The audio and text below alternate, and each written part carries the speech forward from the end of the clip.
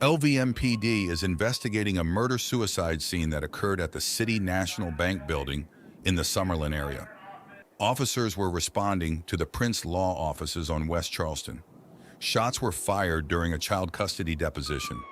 The shooter unalived his son's ex-wife and her new husband, and then unalived himself. Officers conducted a security sweep of the building to determine if there was any further threats. They evacuated the people left in the building to a conference room in the Red Rock Resort. LVMPD Sheriff Kevin McMahill stated in a press conference that there was no longer a threat to the community. Officers located the shooting Supex vehicle in the parking lot of the office building and conducted a search. It is unknown if anything was found to aid in the investigation. This is a developing story. Stay tuned to LasVegasLive.News for further details regarding this incident. And that discovery, the body of an infant girl along with a young child found on the 405 freeway overnight.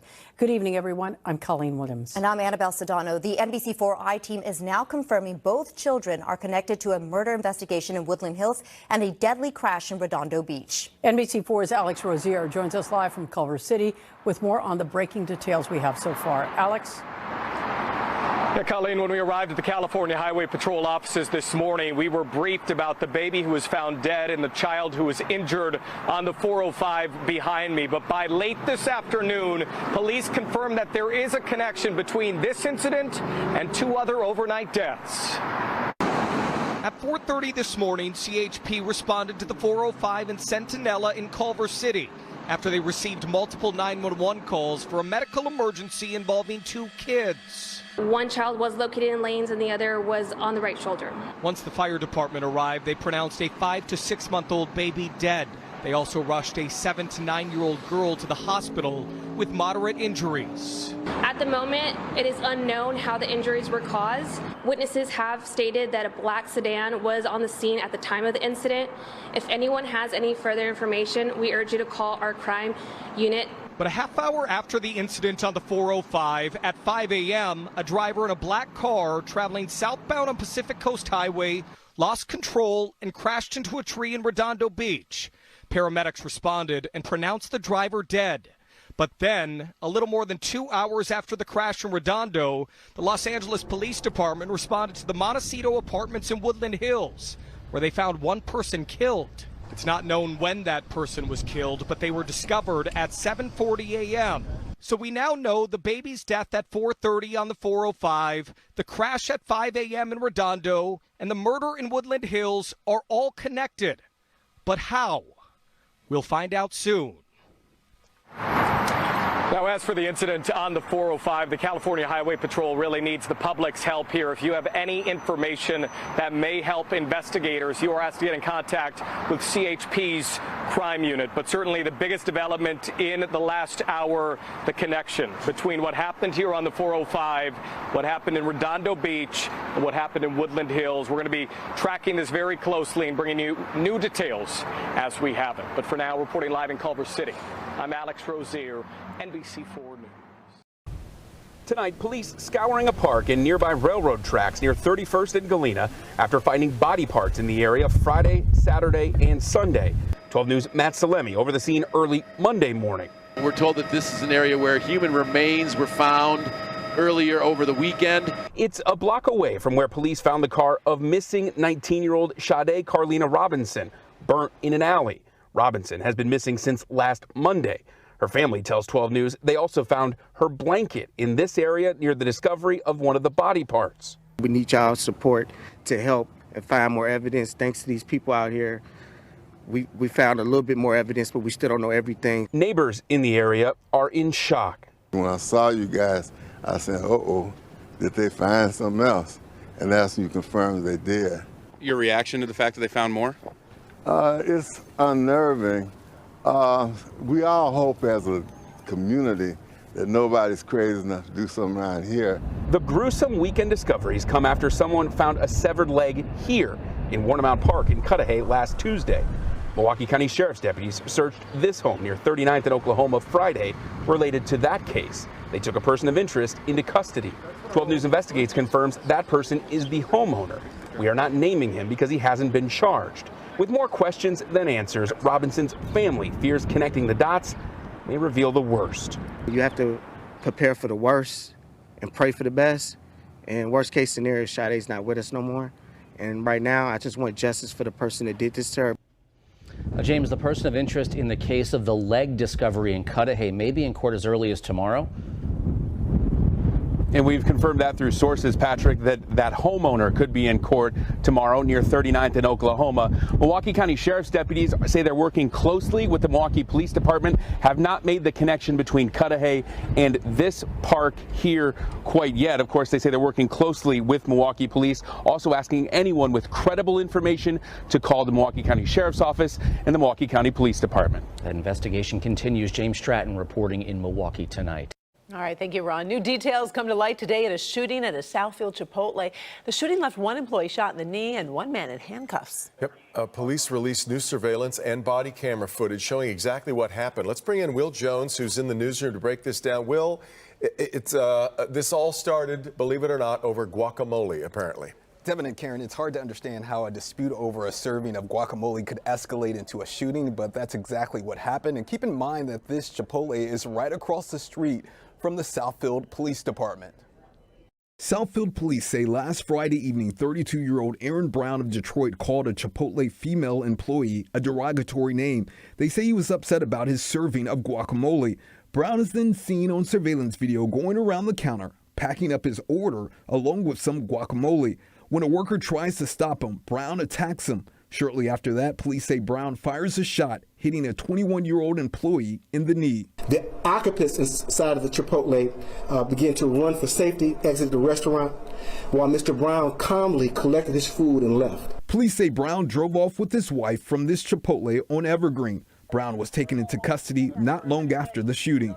Add the fact this happened right across the street from the police station. So what's the nerve of that? And you think you're going to get away with it? Police say Brown had a valid permit for the gun. He's now charged with assault with intent to do great bodily harm, less than murder, weapons, discharge in or at a building causing injury, and possession of a firearm in the commission of a felony. That's why we have to take these gun crimes very serious in this country, because these individuals are getting a hold of these weapons. They're not understanding the importance of knowing when you use a weapon. Use a weapon for a life-threatening encounter. This certainly was not a life-threatening encounter. As you saw in the video inside that Chipotle, the restaurant was pretty busy at the time. Southfield Police Chief Elvin Barron emphasized that others could have easily been hurt in this shooting. Fortunately, there were no other injuries. Karen? Well, how is the victim doing tonight? Police say that bullet struck the worker in the knee, Karen, and exited out of his calf. There is concern about possible long-term damage to his knee, but everyone is hoping that that won't be the case. I sure hope so. All right, thank you, Will. And a vigil tonight for a woman and her 2 children shot and killed and then their home set on fire. The suspect, the woman's husband and children's father. KENS 5's Mike Jimenez spoke with the victim's brother tonight. Blanca Pescador's family says they wanted tonight's vigil to be a celebration of Blanca's and the children's lives and of happier times. Thank you very much from the bottom of my heart. Jose Madrid, brother of Blanca Pescador and uncle to Leslie and Freddie Jr., made his way from Odessa to El Paso, where the family is originally from. Then he traveled to San Antonio, where they held a vigil Saturday in front of Blanca's home. It was the first time Jose had seen her house after the fire. It shocked me because physically, mentally, I was not prepared for it. On March 8th at 10:45 in the morning, firefighters were called out to the home after it became fully engulfed in flames. Soon after, arson investigators took control because it looked like the fire was intentionally set.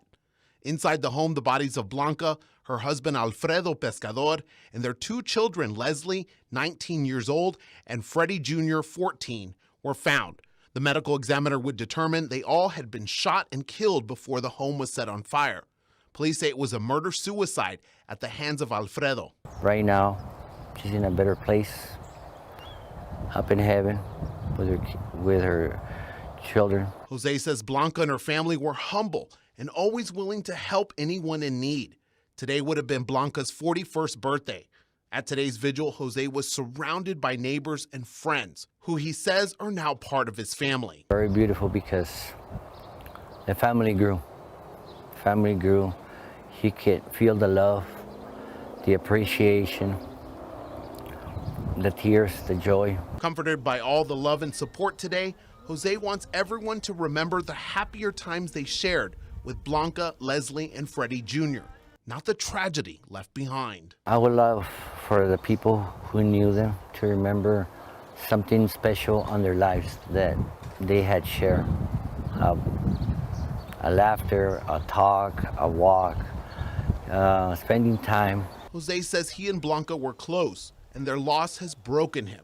He says the drive home will be tough, but he is trying to move on, taking it one step at a time as he tries to heal. I gotta find a way so I can continue with trying to accept this tragic loss in my life. Mike Jimenez, KENS 5. And teachers, parents, and students of the Polk County School District are stunned by the brutal death of Espinoza's mother, a second-grade teacher at Ben Hill Griffin Elementary School. News Channel 8's George MacArthur joins us live in Frostproof from where his mother worked. You spoke to other teachers, and they're all stunned by this, right, Georgia? That's right, Stacy. The staff here still trying to come to terms with what happened. Teachers say Elvia Espinoza was the perfect role model for her students. And in fact, the teacher that I spoke with today says Elvia always dreamed of being an educator. Thank you for being a light to the people in our community. Thank you for being a light to your kids. I know today was probably the hardest day, or finding out from their parents. A somber reflection of a devastating loss. Elvia Espinoza, a second-grade teacher at Ben Hill Griffin, died after deputies say her son stabbed her. She was a student in school, and so she came into working with me and trying to motivate her to get graduated. She was very motivated already. Nancy DeMarco, who works at Frostproof Middle Senior High School, taught Elvia. She says Elvia always had a passion for education. Had a zest for life, and that's what I remember about her. Her big smile. And my mom and dad for sacrificing so much and for being the perfect role model. Her son, Emmanuel Espinoza, was once a celebrated valedictorian in Frostproof. Elvia's colleagues say this was a turn no one saw coming. She always had a smile on her face. She always had a greeting for you. She was always going to brag on how well her kids were doing, her her children. The Polk County School District issued a statement calling this a devastating loss for a greatly loved teacher and colleague. I am told there were grief counselors here on campus for staff and students who needed one. Reporting live in Polk County, Georgia MacArthur, 8 on your side. Still to come.